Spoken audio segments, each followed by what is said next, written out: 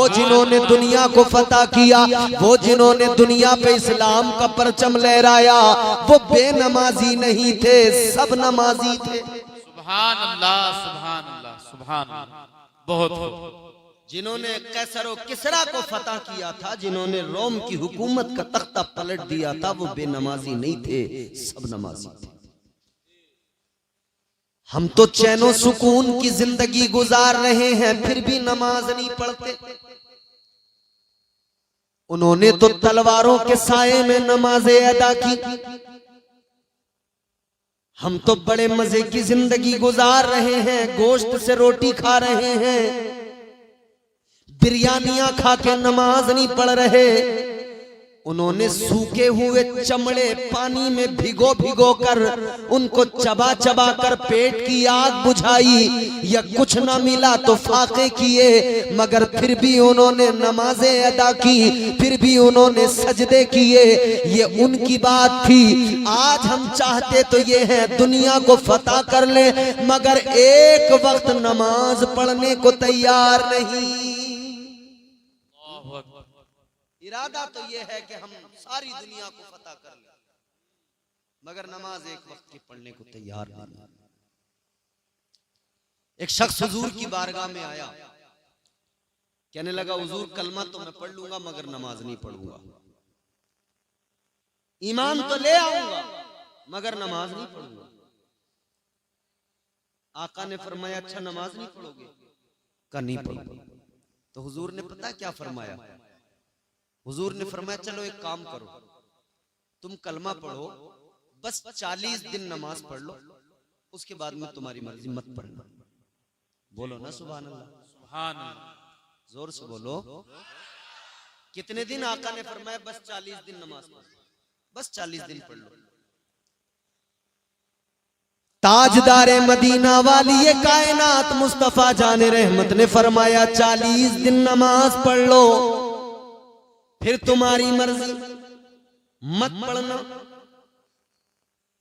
इतना सुना तो कहने लगा चलो इतना तो कर ही लूंगा, 40 दिन में क्या है, पढ़ लूंगा जी। मुस्तफा जाने रहमत ने कलमा पढ़ाया, उसने कलमा पढ़ा, ईमान ले आया। सुभान अल्लाह, कलमा पढ़ लिया, 40 दिन नमाजें पढ़ने को राजी हो गया, कहने लगा पढ़ लूंगा। पहला दिन 5 वक्त बाजमात नमाज अदा की। नबी के सहाबा से कहने लगा देखो तुम्हें सारी जिंदगी पढ़ना है, मुझे बस 40 दिन। कहते आज पहला दिन है, आज के बाद में 39 दिन रह जाएंगे। दूसरा दिन आया, इसने नमाजें पढ़ी, कहता है अब 38 दिन रह गए। दिन गिनता रहा, नमाजें पढ़ता रहा, दिन गिनता रहा, नमाजें पढ़ता रहा। जब वक्त गुजरता गया, वक्त गुजरता गया, दिन कम होते गए। जब 39 दिन होने को आए, सबसे कह रहा था अब बस देखो मेरी छुट्टी होने वाली है,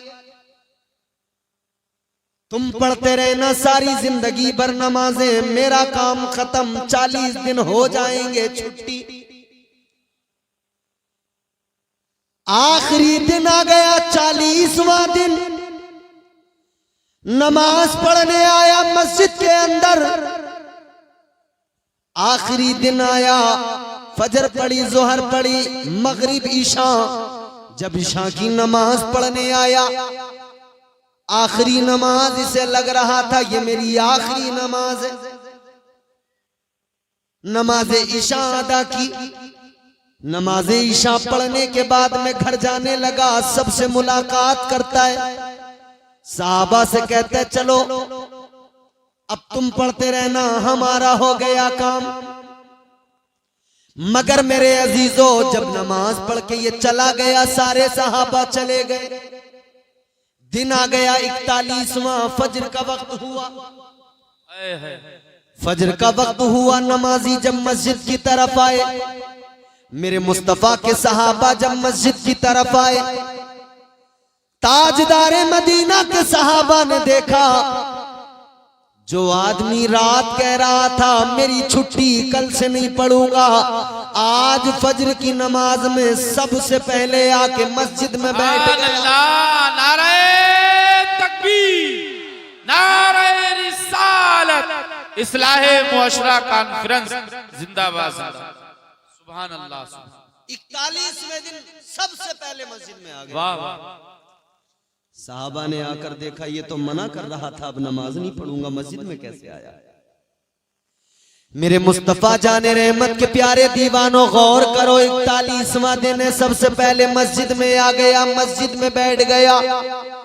नमाज के लिए जब सबसे पहले आया, देखा तो साहबा ने मालूम किया तू तो रात तक कहता था अब नमाज नहीं पढ़ूंगा, रात तक कहता था सुबह से मेरी छुट्टी, क्या हुआ जो तू नमाज पढ़ने मस्जिद में सुबह सुबह चला आया, सबसे पहले फजर की नमाज में आ गया? कहने लगा रात तक तो मैं भी यही सोच रहा था, अब मुझे नमाज पढ़ने की जरूरत नहीं है, अब मेरा काम हो गया, वादे के मुताबिक 40 दिन मैंने नमाज पढ़ ली, अब मुझे नमाज पढ़ने की जरूरत नहीं, अब मुझे सजदे करने की जरूरत नहीं, अब मुझे बंदगी की जरूरत नहीं। कहने लगा मगर जब मैं रात जाकर बिस्तर पे सोया, जब मैं रात जाकर बिस्तर पे लेटा, कहता है मुझे सारी रात नींद नहीं आई, करवटें बदलता रहा, मेरे दिल में एक हलचल सी पैदा हो गई, मेरा दिल मुझसे कहने लगा तू नमाज पढ़ने नहीं जाएगा, वो नमाज जो नबी की आंखों की ठंडक है, मेरा दिल मुझसे कहने लगा तू नमाज पढ़ने नहीं जाएगा, वो नमाज जिस नमाज में तेरी तबीयत को शादगी मिलती है, तेरी तबीयत को आराम मिलता है, तेरे दिल को सुकून मिलता है। कहता है सारी रात में बिस्तर पे करवटें बदलता रहा, सारी रात नींद नहीं आई, सारी रात करवटें बदलने के बाद में इस नतीजे पे पहुंचा कि अब नमाज के बगैर मुझसे रहा नहीं जाएगा। कहने लगा 40 दिन की नमाज ने मुझे ऐसा बदल दिया, अब कोई मुझे रोकेगा तब भी मैं रुक नहीं पाऊंगा, बल्कि अब मैं जब नमाज पढ़ूंगा तभी मेरे दिल को सुकून आएगा। सुभान अल्लाह, सुभान अल्लाह, बहुत खूब। कहता है अब अगर नमाज नहीं पढ़ूंगा तो मेरे दिल को करार ही नहीं मिलेगा, सुकून ही नहीं मिलेगा। ये नमाज वो है कि बंदा पढ़ने तो लगे, दिल खुद ब खुद लग जाता है। एक अल्लाह वाले थे, एक बुजुर्ग थे, उनकी बारगाह में एक शख्स आया, कहने लगा हुजूर नमाज में दिल नहीं लगता। आप लोगों का लगता है दिल? ये बड़ा खतरनाक सवाल है। लगता तो 5 वक्त की पढ़ते, नहीं पढ़ते हो तो मतलब साफ है कि लगता नहीं है। मगर सुनो, जिनका नहीं लगता है उनके लिए बात बता रहा हूं, बड़े फायदे की बात बता रहा हूं, जिनका नमाज में दिल नहीं लगता है। अल्लाह वाले की बारगाह में एक आने वाला आके कहने लगा नमाज में दिल नहीं लगता, क्या करूं? अल्लाह वाले ने फरमाया सुन, नमाज में अगर तेरा दिल नहीं लगता तो तुझे खुशखबरी सुना रहा हूं। कहा कैसी खुशखबरी? अल्लाह वाले ने फरमाया खुशखबरी ये है, अगर तेरा नमाज में दिल नहीं लगता है तो तुझे डबल सवाब मिलेगा, तू बस नमाज पढ़ता रहे। सुभान अल्लाह। नमाज में दिल भले नहीं लगता है मगर तू पढ़ता रहे, तुझे डबल सवाब मिलेगा। कहने लगा हुजूर डबल कैसे? फरमाने लगे डबल इसलिए मिलेगा, एक तो ये कि तेरा दिल नहीं लगता, तबीयत नहीं लगती, फिर भी पढ़ रहा है तो शैतान के वसवसों से, शैतान के मकर से बचकर आ रहा है, खुद को जबरदस्ती नमाज के लिए ला रहा है। इस जबरदस्ती आने और लाने पर, दिल ना लगने के बावजूद नमाज पढ़ने पर, एक तो इस पर तुझे सवाब मिलेगा और दूसरा नमाज पढ़ने पर अल्लाह तुझे सवाब अता करेगा। फरमाने लगे अगर तेरा दिल नमाज में नहीं लगता और ज्यादा पढ़, अल्लाह ताला डबल सवाब अता फरमाएगा, परवरदिगार तुझे मजीद सवाब अता फरमाएगा। याद रखना रखना अजीजों, अगर दिल नहीं लगता है और ज्यादा पढ़ो ताकि अल्लाह ताला डबल सवाब अता फरमाए। तो इस्लाम का पहला ज़ाब्ता तो यह है कि आप नमाजी बने। पहला उसूल तो यह है कि बंदा नमाजी बने। लेकिन हमने मुआशरे में ऐसे भी लोग देखे जो नमाजी तो हैं, नमाज तो पढ़ते हैं, मगर नमाजों को बचा नहीं पाते। जितना जरूरी नमाज पढ़ना, उसको बचाना भी उतना जरूरी। पहली चीज ये, आदमी नमाज पढ़े तो उसकी नमाज की क्वालिटी ये हो कि उसकी नमाज उसे बुराइयों से बचाए, उसकी नमाज उसे बेहयाइयों से बचाए, उसकी नमाज उसे गीबत करने से बचाए, चुगली करने से बचाए। हमने तो अपने मुआशरे में देखा है, आदमी मस्जिद से नमाज पढ़ के निकलता है, दरवाजे पे आके झूठ बोलने लगता है। आदमी मस्जिद से नमाज पढ़ के निकला, किबला मस्जिद के दरवाजे से उसने गीबत करना शुरू कर दिया। कोई और भी नहीं मिला तो इमाम की।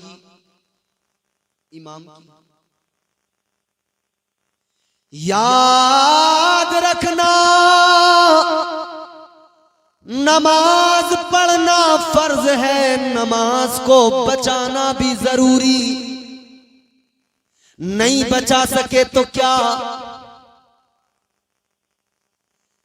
कबूल करना न करना परवरदिगार का काम है, अमल करना हमारा काम। इस्लाम ये कि हम ईमान लाने के बाद में शरीयत पर अमल करें,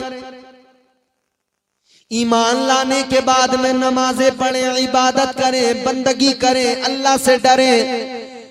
अगर ज़कात फर्ज है तो ज़कात दें, अगर इस्तिताअत रखते हैं तो हज अगर फर्ज है हज करने जाएं। नमाज, रोजा, हज, ज़कात ये फराइज है। इस्लाम को मानने वालों, इस्लाम पर अमल करने वालों, इस्लाम के उसूल और ज़वाबित ये हैं। लेकिन हमने कितने लोग ऐसे भी देखे कि वो नमाज भी पढ़ रहे हैं, रोजे भी रख रहे हैं, हज भी करके आए हैं, मगर हज करने के बावजूद भी झूठ बराबर है, नमाज पढ़ने के बावजूद भी झूठ बराबर है, तमाम नेक अमाल करने के बावजूद भी गीबत कर रहे हैं, चुगलियां कर रहे हैं। जानते हो इस सब का असल रीजन क्या है? वजह यह है मेरे अजीजों, आज हमारे आमाल में दिखावा है, रियाकारी है, खुलूस नहीं है। इबादतों में खुलूस होना चाहिए, दिखावा ना हो, रियाकारी ना हो।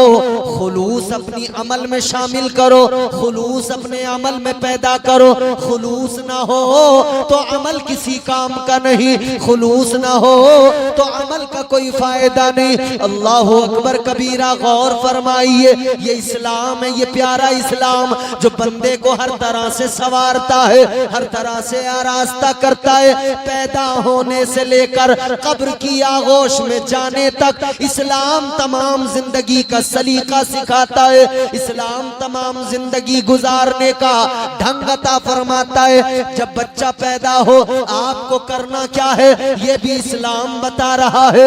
जब बच्चा आपका बड़ा हो उसकी तरबियत कैसे करना है ये भी इस्लाम सिखाता है। जब आपका बच्चा जवान हो जाए तब वो जिंदगी कैसे गुजारे ये भी इस्लाम सिखाता है। और जब बुढ़ापा आ जाए तो बूढ़े के साथ में फिर उसकी औलाद को क्या करना है और औलाद के साथ में इस बुजुर्ग को कैसे रहना है ये भी इस्लाम सिखाता है। फिर इस्लाम ये भी सिखाता है कि जब बंदा कब्र में जाए तो कब्र में कैसे उतारना है, कब्र में उतारने का तरीका क्या है, कब्र में रखने के बाद की मंजिलें क्या हैं, आगे मुनकर नकीर आएंगे, आगे के मामलात क्या है, सब कुछ मेरे आका ने बयान फरमा दिया, सब कुछ मेरे आका ने उम्मत को सिखा दिया। ताजदारे मदीना ने सब कुछ बता दिया, सब कुछ सिखा दिया। मगर अजीजों आज हमारी हालत ये, सब कुछ जानने के बावजूद, सब कुछ समझने के बावजूद भी हमारी हालत ये बेअमल बने हुए हैं। आज अगर दुनिया के अंदर अपने मजहब के नाम लेने के बाद में सबसे बड़ी मजहब से दूरी बनाई हुई कौम अगर कोई नजर आती है तो वो मुसलमान नजर आता है।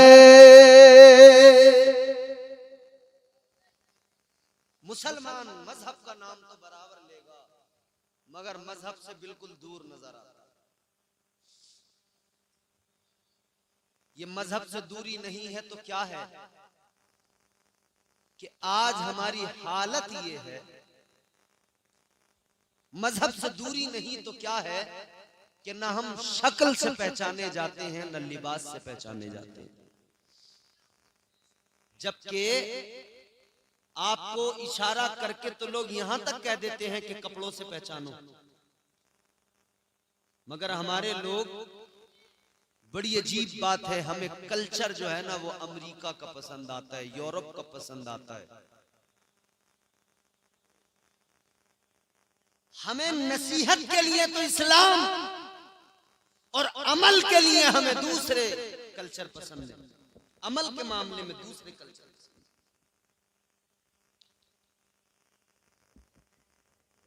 कल्चर की बात जहां तक है ना, अगर हमें मुस्तफा का दिया हुआ कल्चर पसंद आया होता तो हमारे चेहरों पे मुस्तफा की सुन्नत होती।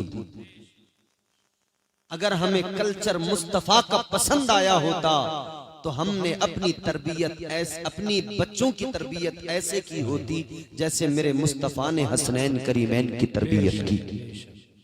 हमने अपने बच्चों की तरबियत कैसे की? हमारे बच्चे बिगड़ते गए, हम नजरअंदाज करते गए। हमारे बच्चे गालियां देते गए, हम नजरअंदाज करते गए। हमारे बच्चे रात दिन बेहयाइयों में मुलव्वस रहे, हम नजरअंदाज करते रहे। हमारी कौम की बेटियां बेपर्दा हुई, हमने अपनी आंखों को मूंद लिया। याद रखना, इकबाल ने कहा कि मोहम्मद से वफा तूने तो हम तेरे हैं, ये जहां चीज है क्या लोहो कलम तेरे हैं।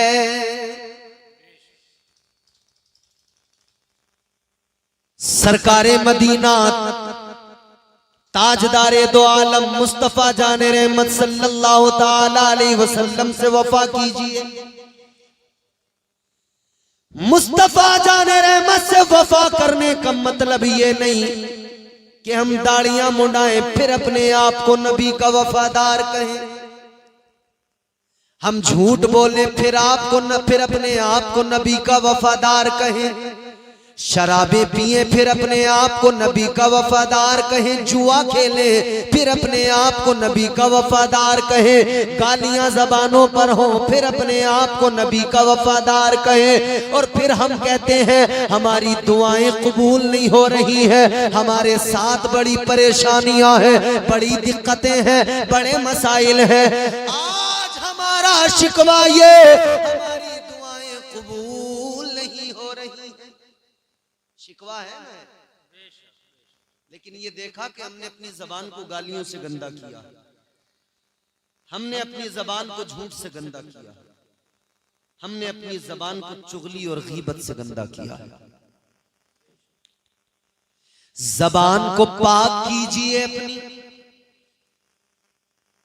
झूठ गीबत चुगली बदकारियों से बचिए, फिर दुआ मांगिए, फिर देखिए अल्लाह ताला दुआ कबूल करता है या नहीं करता है। हम एक तरफ दुआ कर रहे हैं या अल्लाह कोई उमर जैसा आदिल भेज दे। मुसलमानों की हालत बड़ी नाजुक है। हम दुआ कर रहे हैं या अल्लाह कोई सलाहुद्दीन अय्यूबी पैदा कर दे। शेखपुरा वालों एक जुमला सुनो, बेपर्दा औरतों की गोद में सलाहुद्दीन अय्यूबी पैदा नहीं होते। बेपर्दा और आवारा मिजाज औरतों की आगोश में उमर जैसा आदिल पैदा नहीं होता, हुसैन जैसा शहीद आजम पैदा नहीं होता। उसके लिए माँ हजरत फातिमा जैसी चाहिए, उसके लिए माँ वो चाहिए जो पाक दामन हो, पाकीज़ा हो, जो रातों को जाग कर सजदे करने वाली, अपने रब को मनाने वाली हो। माँ भी ऐसी चाहिए, तब वो पैदा होंगे। आज हमारी माएं जैसी हमारी मुआशरे की औरतें वैसे ही बच्चे। जब औरतें नाच रही हैं तो बच्चा भी पैदा होती नाच रहा है। जब औरतों की जबान अच्छी नहीं, गालियां हैं जबान पर, तो पैदा होने के बाद जैसे उसने बोलना सीखा, सबसे पहले उसने भी साथ साथ यही सीखा। जहां अम्मा अब्बा ये चीज ये अल्फाज सीखे तो अम्मा अब्बा को गालियां देते सुना तो फिर उसने भी गालियां सीख ली। छोटे छोटे बच्चे क्या आपने देखा नहीं, इन्हें कहां से कहीं से कोई आप बच्चे को कलमा नमाज सिखाएं, इमाम के पास भेजें, तब जाकर सीखता है। गालियां सिखाने के लिए आपने किसी ट्रेनिंग सेंटर में भेजा, किसी स्कूल में भेजा?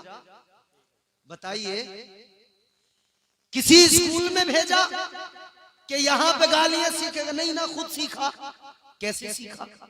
जब उसके सामने बार बार गालियां दी जा रही थी, वो खुद ब खुद सीख गया। इसी तरह से अगर उसके सामने बार बार कुरान पढ़ा जाता, वो खुद ब खुद कुरान पढ़ने वाला बन जाता। अगर उसके सामने उसकी माँ नमाज पढ़ती, बाप नमाज पढ़ता, वो देखता, उसकी आंखें बार बार उस मंजर को देखती, वो भी मुसल्ला बिछा के नमाज पढ़ने वाला नमाजी बन जाता। हम बच्चों को जो कहते हैं ना कि हमारे साहब नौजवान बिगड़ गए, नौजवान बिगड़ गए, नौजवान नहीं बिगड़े, पहले हमारे बुढ़े बिगड़े तब नौजवान बिगड़े।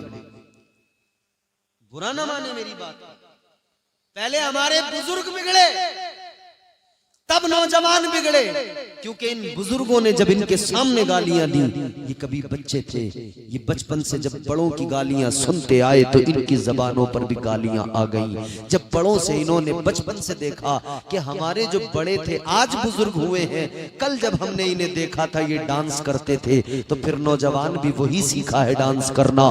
कल जो करते देखा था आज का नौजवान वही कर रहा है।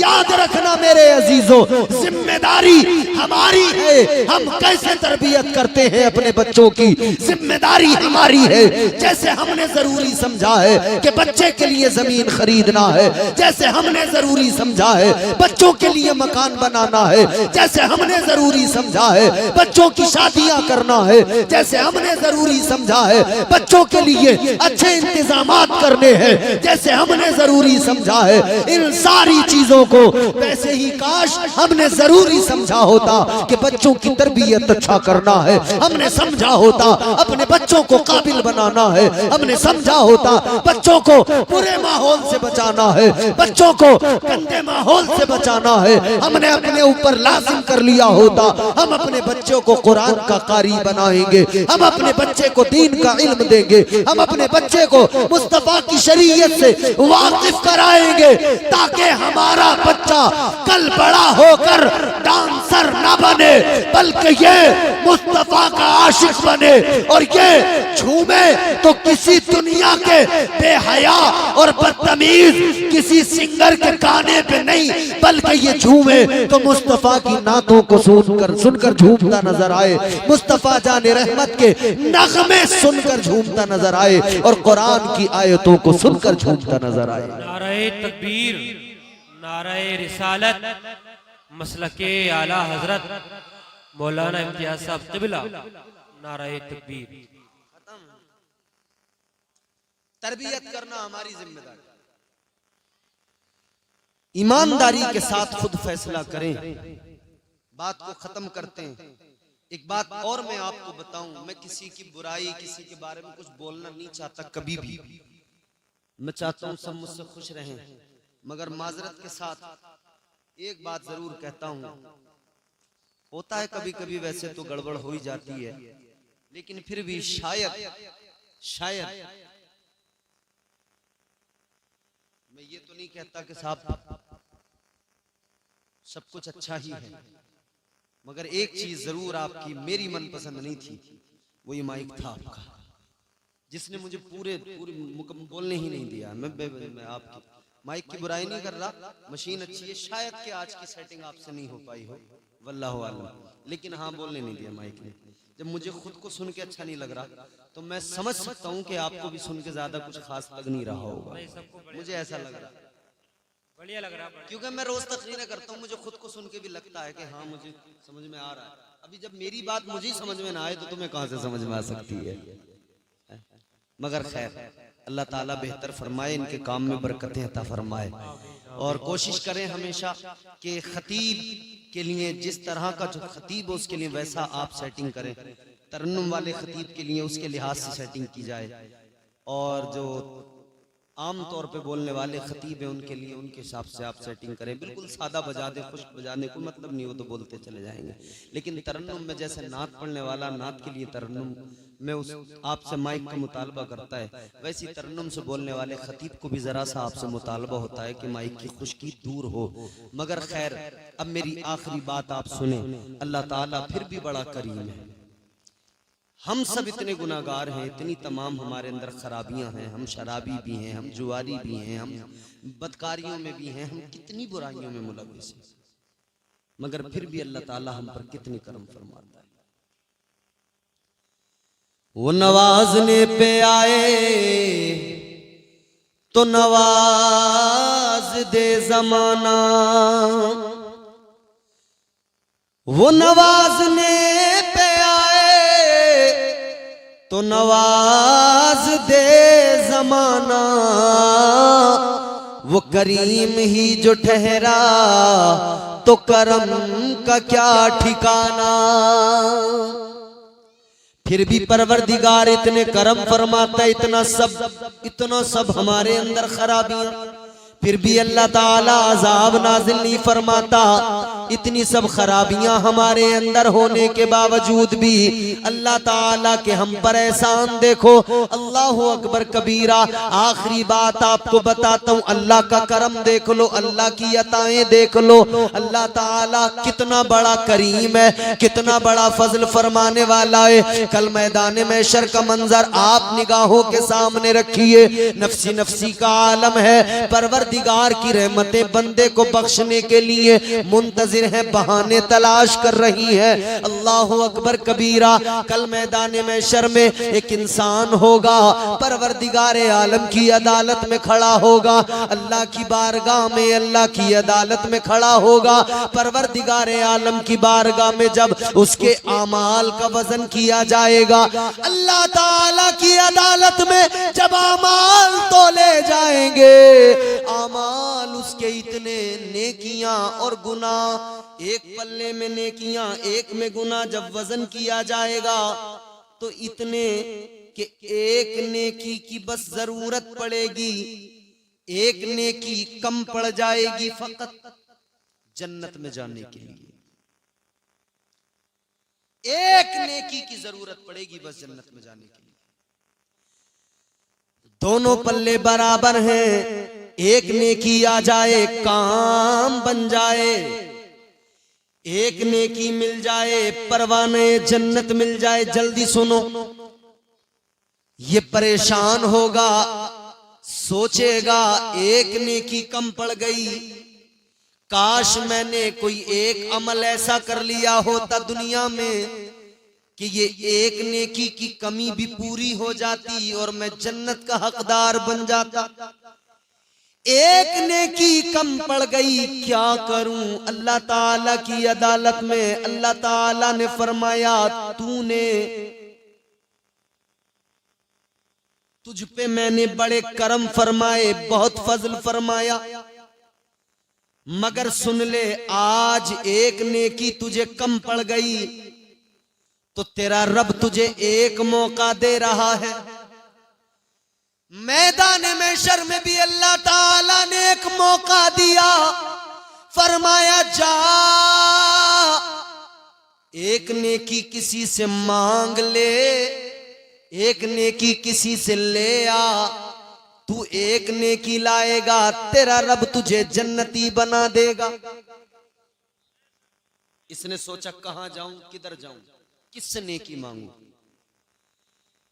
इसके दिमाग में ख्याल आया, सोचने लगा एक जात ऐसी है जिसने मुझे बहुत प्यार किया, एक जात ऐसी है जिसने मुझे बड़ी मोहब्बतों से नवाजा है हमेशा, जिसकी ममता की आगोश में मैं परवान चढ़ा। ख्याल आया वो मेरी माँ है, चलो अपनी माँ के पास जाऊं, माँ से जाकर एक नेकी मांगूं।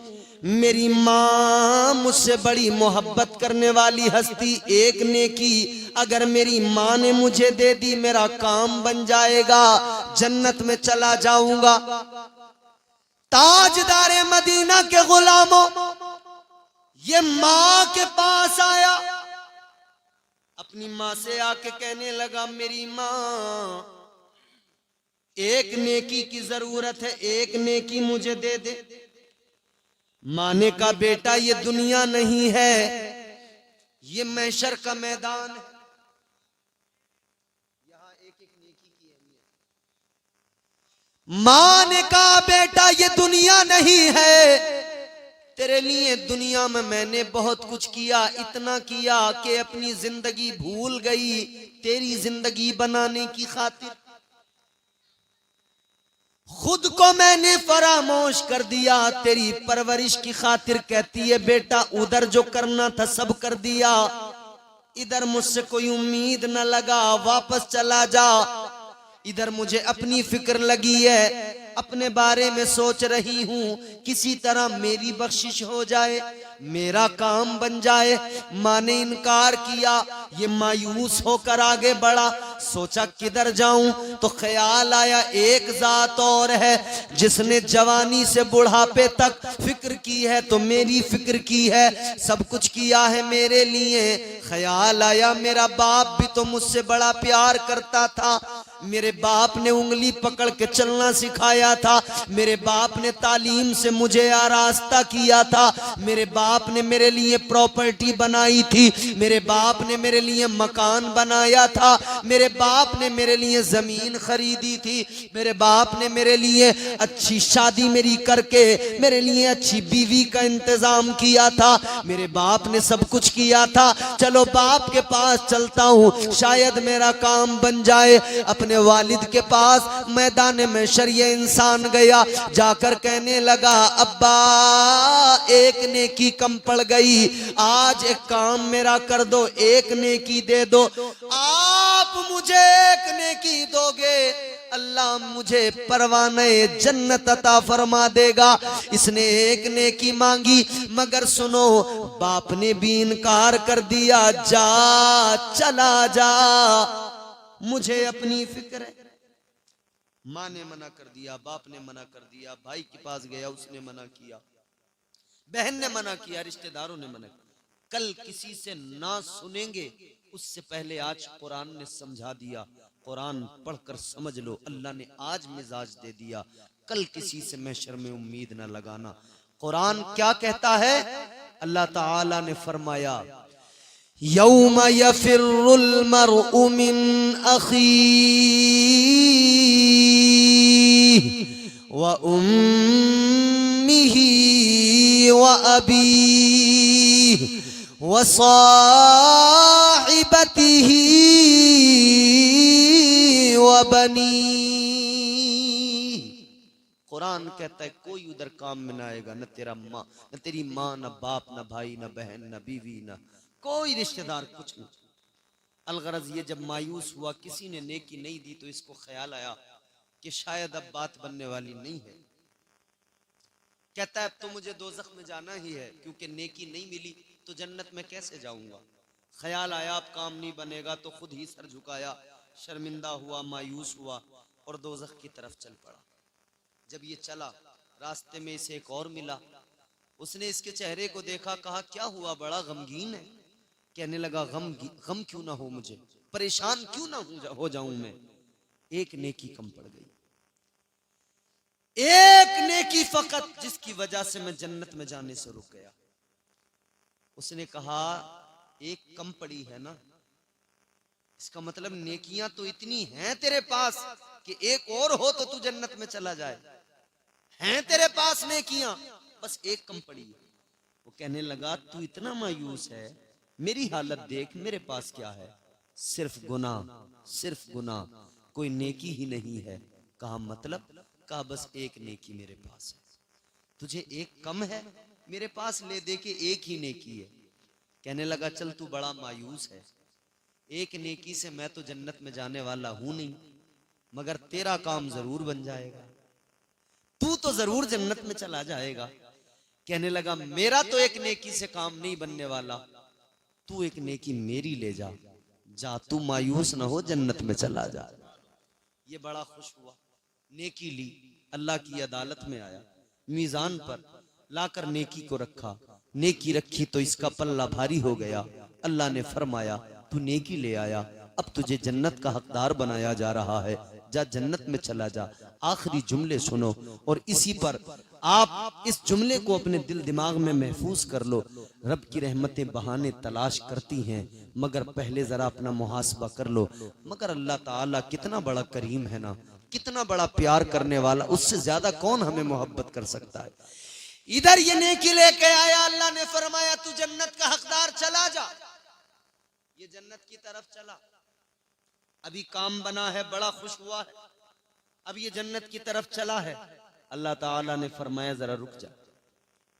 डर गया, घबरा गया, जैसे तैसे काम बना, जा रहा हूं जन्नत में। अल्लाह ताला ने फिर रोक लिया, पता नहीं क्या होगा। परवरदिगारे आलम ने फरमाया जाते जाते एक बात बता कर जा, ये जो नेकी तू लेकर आया किसने तुझे दी, कहां से लेकर आया? मैदान में शर्म नफ्सी नफ्सी का आलम है, मगर तुझे ऐसे माहौल में किसी ने नेकी दी है, कौन है वो, किसने दी, कहां से लाया? अब इसने सारा माजरा सुनाया, या अल्लाह फला आदमी मिला उसने दी। अल्लाह ताला ने फरमाया एक काम कर, जन्नत में तो तू जाएगा, मगर जाने से पहले उसे जरा लेकर आ जिसने तुझे एक नेकी दी, उसे जरा बुला कर ला। ये दौड़ के गया, कहने लगा उसको जाकर मिला, उससे जाकर कहने लगा चल तुझे रब की अदालत में जाना है, अल्लाह ने बुलाया है, चल परवरदिगारे आलम ने बुलाया है। इसने जैसे ही कहा वो साथ आया रब की अदालत में। परवरदिगार ने फरमाया तूने इसको नेकी दी, या अल्लाह मैंने दी।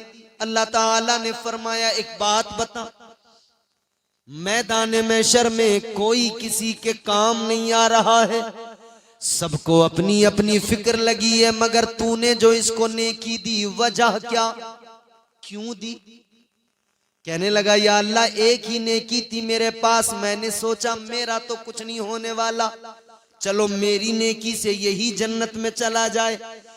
परवरदिगार ने फरमाया मैदान महशर में तूने इसे एक नेकी देकर सखावत का मुजाहिरा किया, सखावत तूने दिखाई। अल्लाह ने फरमाया अब जरा ये बता सबसे बड़ा सखी कौन है, सबसे बड़ा सखी कौन? ये कहने लगा या अल्लाह सबसे बड़ा सखी तो तू है, तुझसे बड़ा सखी तो कोई नहीं।